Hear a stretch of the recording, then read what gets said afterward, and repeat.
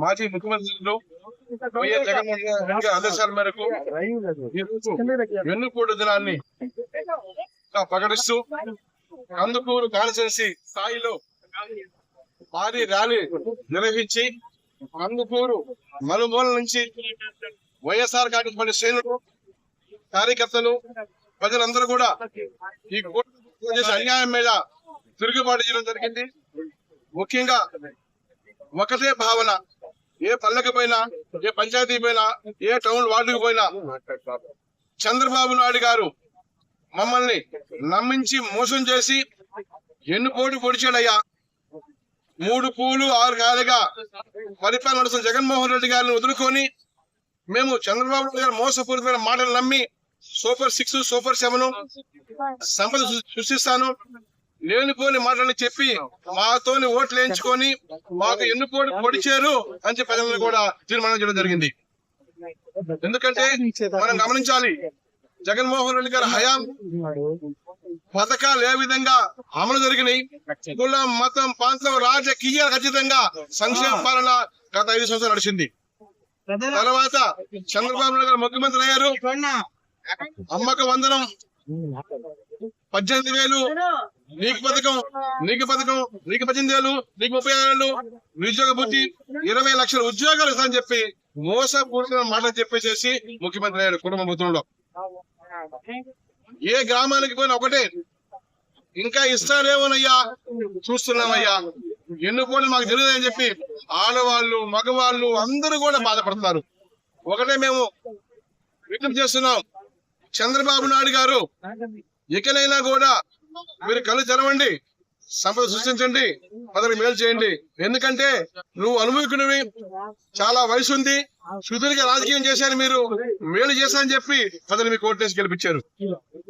Manager నుంచి మీ వాళ్ళు గ్రామ స్థాయి నుంచి మండల స్థాయి దాకా, మండల స్థాయి నుంచి ఎమ్మెల్యే స్థాయి దాకా, మినిస్టర్ దాకా దోచుకో దాచుకో పంచుకో ఈ కార్యక్రమం వాళ్ళు చేస్తున్నారు, ప్రజలు గమనిస్తున్నారు. మేము కూడా చూస్తున్నాం. మారతారేమో ఇంకా మారి వేలు చేస్తా అని చెప్పి చూస్తున్నాం. చూసి సంవత్సరం అయిపోయింది, ఈ రోజుకి సంవత్సరం అయింది. ఎన్నుపోటు పొడిచారని చెప్పి నిర్ధారణ చేసుకొని మేము ఈ రోజు ప్రజల్లోకి వచ్చాం.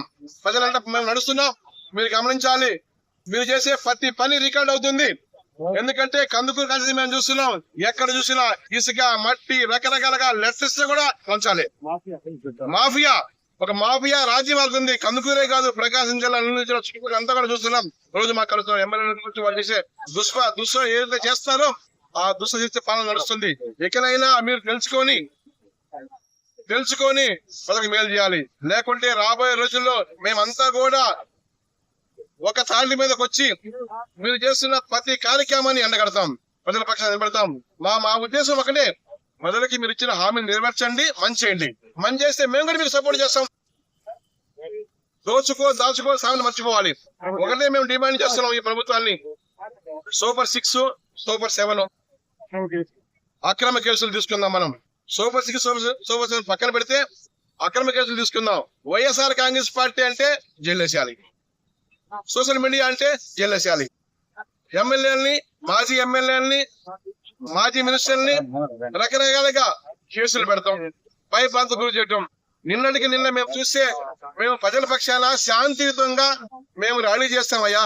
ఈ గవర్నమెంట్ కి కళ్ళు తీసే మాదిగా ప్లే కార్డులు పట్టుకొని మెర్సీ స్కూల్ కాడ నుంచి మేమంతా కూడా ర్యాలీకి వచ్చి చేస్తామంటే మీరు చేయకూడదు, చల్లగా కట్టకూడదు, ప్లే కార్డు పట్టకూడదు, మీ గొంతు నొక్కేస్తాం.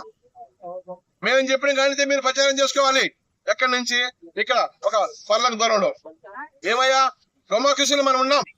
ఎక్కడి నుంచి చేస్తే మీకేం పోతుందయ్యా? ఎంతకి ప్రజల పక్షాన ప్రజలను పనిచేస్తున్నాం, మీకు తెలియపరుస్తున్నాం.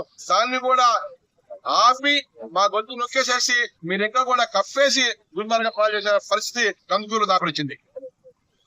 మా గవర్నమెంట్ లో ఎవరిని ఏం కావాలి చేసుకోమన్నాం, సలహాలు ఏమని చెప్పాం, సూచనలు ఏమని చెప్పాం, అవి పాటించాం.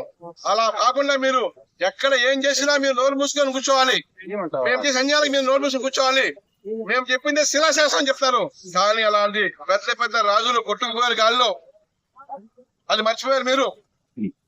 ఒకటే మేము డిమాండ్ చేస్తున్నాం, ఎలక్షన్లకు ముందు మీరు ఏం హామీలు ఇచ్చారో అవన్నీ కూడా నెరవేర్చకపోతే నెరవేర్చిన దాకా మేము పోరాటం చేస్తాం. మీ మెడలు వంచైనా కానీ మేము కార్యక్రమంలో ముందుకు పోతామని మనస్ఫూర్తిగా